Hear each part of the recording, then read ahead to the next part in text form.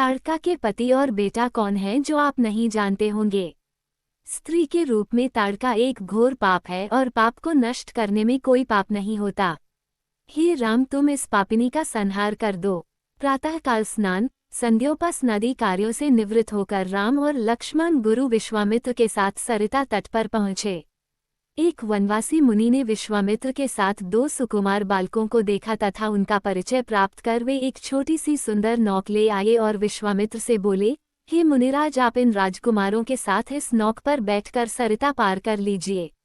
विश्वामित्र जी ने उस मुनि को धन्यवाद दिया और राम तथा लक्ष्मण के साथ नौक पर सवार हो गए।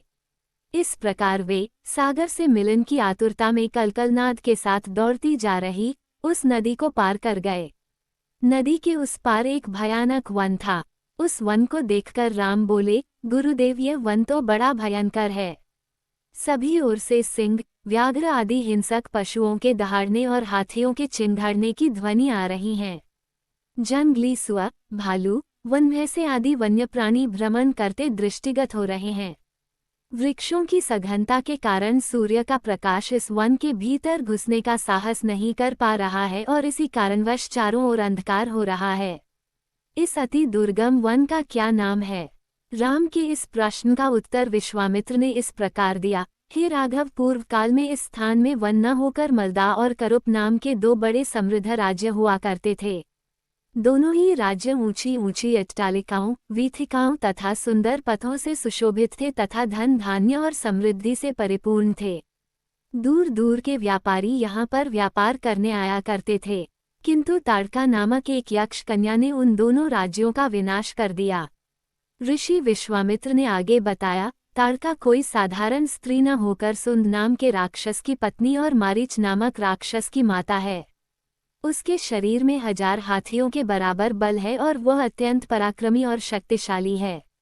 इस प्रदेश को नष्ट करने के पश्चात ताड़का ने अपने पुत्र मारीच के साथ मिलकर यहाँ के समस्त निवासियों को मारकर खा डाला।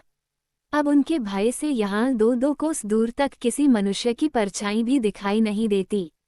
भूलवश यदि कोई यहाँ आ भी जाए तो जीवित नहीं लौट पाता। उसी ताड़का का संहार करने के लिए ही मैं तुम्हें यहाँ लाया हूँ। राम ने आश्चर्य से पूछा, गुरुदेव, स्त्रियां तो कोमल और दुर्बल होती हैं, फिर ताड़का में 1000 हाथियों का बल कैसे आ गया? ऐसा प्रतीत होता है कि अवश्य कुछ न कुछ रहस्य है। विश्वामित्र बोले, वत्स, तुम्हारा कथन सत्य है और वास्तव में इसके पीछे एक रहस्य है। सुकेतु नाम का एक अत्यंत बलवान यक्ष था। वह संतानहीन था, अतः संतान प्राप्ति के उद्देश्य से उसने ब्रह्मा जी की कठोर तपस्या की।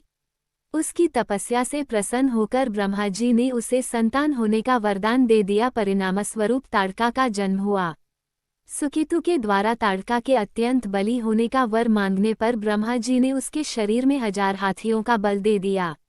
विवाह योग्य आयु होने पर सुकेतु ने ताड़का का विवाह सुंद नामक राक्षस से कर दिया और उससे मारीच का जन्म हुआ। मारीच भी अपनी माता के समान बलवान और पराक्रमी था। वह सुंद राक्षस का पुत्र होकर भी स्वयं राक्षस नहीं था, किंतु बाल्यकाल में वह बहुत उपद्रवी था। ऋषि मुनियों को अकारण कष्ट दिया करता था। उसके उपद्रवों से त्रस्त होकर एक दिन अगस्त्य मुनि ने उसे राक्षस हो जाने का शाप दे दिया। अपने पुत्र के राक्षस गति प्राप्त हो जाने से सुंद अत्यंत क्रोधित हो गया और अगस्त्य ऋषि को मारने दौड़ा। इस पर अगस्त्य ऋषि ने शाप देकर सुंद को तत्काल भस्म कर दिया। अपने पति की मृत्यु का बदला लेने के लिए ताड़का भी अगस्त्य ऋषि पर झपटी।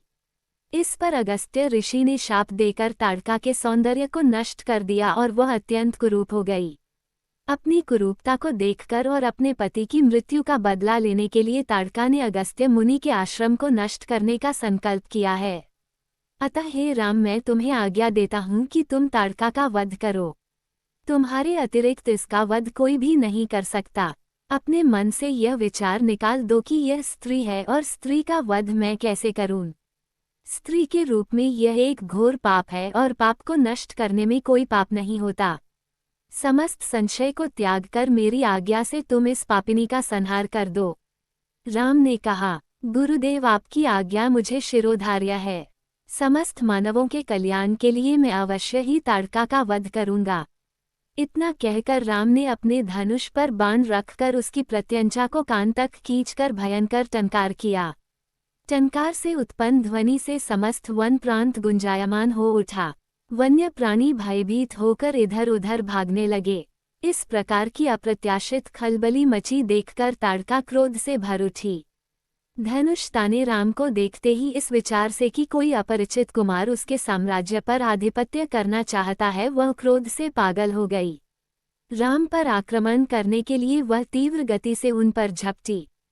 ताड़का को अपनी ओर आते देखकर राम ने लक्ष्मण से कहा, हे सौमित्र, ताड़ के वृक्ष जैसी विशाल और विकराल मुख वाली इस राक्षसी का शरीर कितना कुरूप है।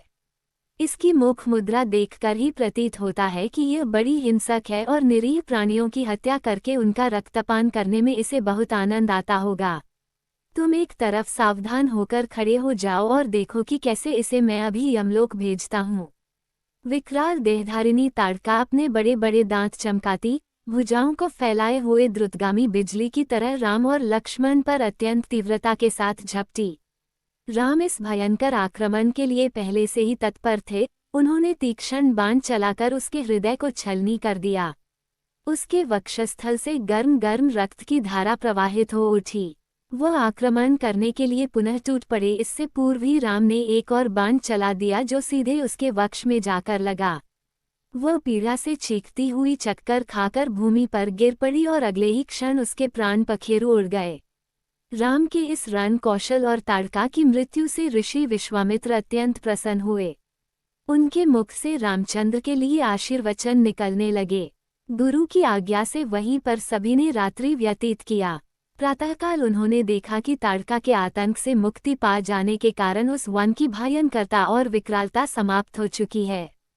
कुछ समय तक उस वन की शोभा निहारने के उपरांत स्नान पूजन से निवृत्त होकर वे महर्षि विश्वामित्र के